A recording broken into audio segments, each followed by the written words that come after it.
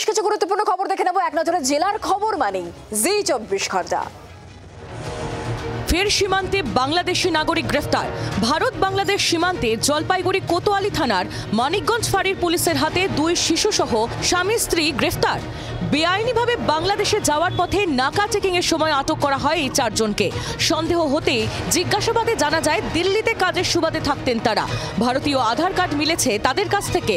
দিল্লিতেই তারা আধার কার্ড বানিয়েছে বলে পুলিশ সূত্র মারফত জানা গিয়েছে। তারা বাংলাদেশের দিনাজপুরের বাসিন্দা বলেও জানা যাচ্ছে। ঘটনার তদন্ত শুরু করেছে কোতোয়ালি থানার পুলিশ। ভুয়ো ভোটার ধরতে ফের বাড়ি বাড়ি অভিযান তৃণমূলের। জলপাইগুড়িতে শুরু হলো কর্মসূচি। দিদির দুধ অ্যাপ নিয়ে কর্মীরা যাবেন প্রত্যেকের বাড়িতে। প্রকৃত ভোটারদের তথ্য আপলোড করা হবে ওই অ্যাপে। সন্দেহজনক কারোর নাম ভোটার তালিকায় থাকলে তা বাতিলের জন্য প্রশাসনের কাছে আর্জি জানাবে তৃণমূল। জলপাইগুড়ির জেলা তৃণমূল কার্যালয়ে সাংবাদিক সম্মেলনে জানান তৃণমূলের জেলা সভানেত্রী মহুয়া গোপ। ফের চা বাগানে সাপের আতঙ্ক। এবার 14 ফুট লম্বা কিং কোবরা উদ্ধার। কালিম্পং জেলার গুরুবাথান ব্লকের মিশন হিল চা বাগানে সাপটিকে উদ্ধার করল বন দপ্তর। বৃহস্পতিবার সকালে চা বাগানের নিউ লাইন শ্রমিক মহল্লা এলাকায় এই বিশাল সাপটিকে দেখতে পান স্থানীয় বাসিন্দারা। বিশাল আকৃতির বিষধর সাপটিকে দেখে আতঙ্কিত হয়ে পড়েন তারা। খবর দেওয়া হয় বন দপ্তরে। ন্যাওড়া রেঞ্জের বনকর্মীরা এলাকায় পৌঁছে বেশ কিছুক্ষণের চেষ্টায় সাপটিকে উদ্ধার করে।